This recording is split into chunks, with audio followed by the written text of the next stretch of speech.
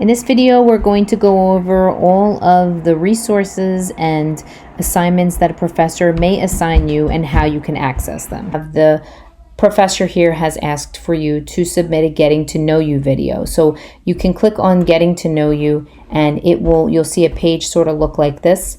If it says add media submission, you're going to click add media submission and it's going to bring up your My Media page. So if you haven't already recorded your video, you can do so by clicking add new and doing either one of these options here, or you can click something that you've already done and embed that into the assignment. Once you do that, it will submit the assignment for your professor to see and you will be able. So if we just click, let's do add media submission and we'll choose one as an example. We can choose the YouTube video. And if I click embed, it's going to then put that video inside of here. And then I'm going to click submit media and that will then have submitted my assignment for my professor to see. Now, if I click back onto the page, there's another option here for Kaltura. It's a video resource. If you click on video resource, this just basically is your professor sharing a video with you that you can watch for your reference. There isn't really anything you have to do here. You just have to press play and watch the video playback.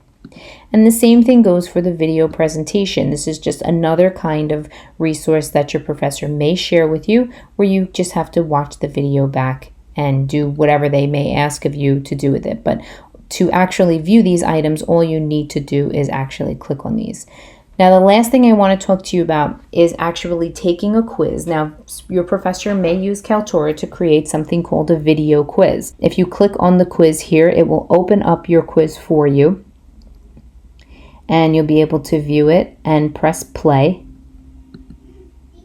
And it says here, in this video, you'll be given a quiz. Good luck. So if I press continue, it will start playing that video for me. Now I have this muted for me right now because I'm recording this video, but you'll see there's all little numbers on the timeline. And as you watch the video, your professor will have provided questions that they want you to answer. So as you're listening to the video, it will determine how well you're paying attention to it.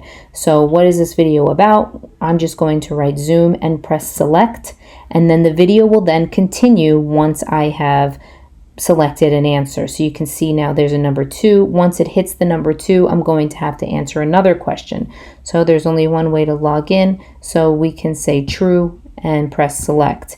Now it'll let us know what we got right and what we got wrong.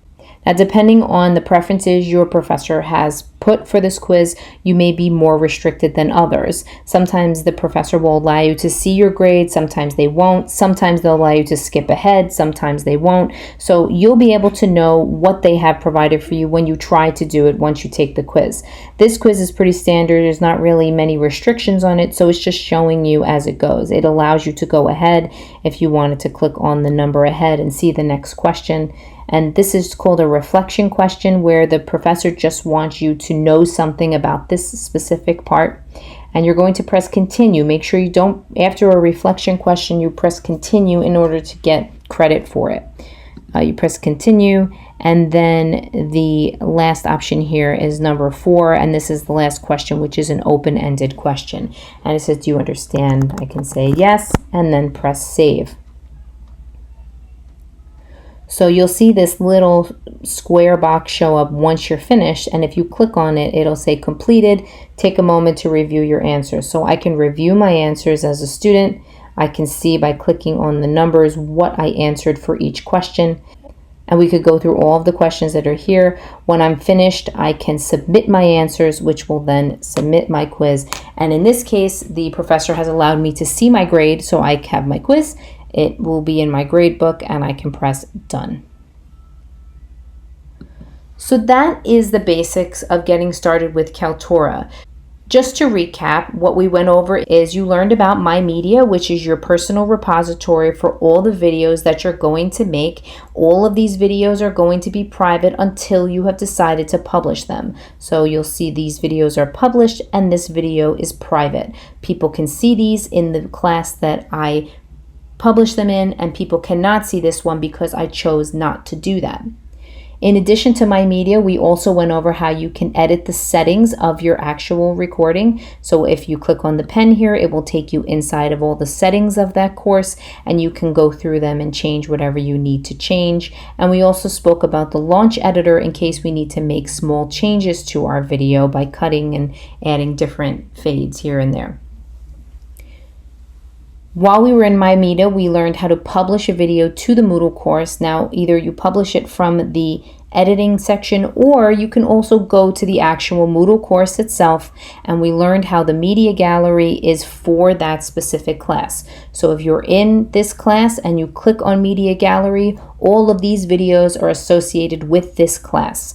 We published a video to this specific gallery, but we also talked about how you can add media directly to it. So if you were to click add media here and add the option, it would add the media directly to the class. There would be no need to publish it since you're adding it directly to the media gallery.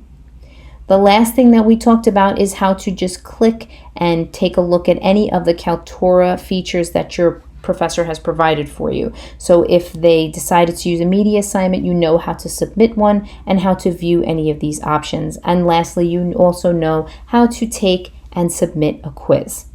I hope it was helpful for you in regard to getting started with Kaltura. The more that you use it, the more comfortable you will definitely get, and you'll find that it's a really great resource for you for your courses and anytime you need to submit any kind of video assignment.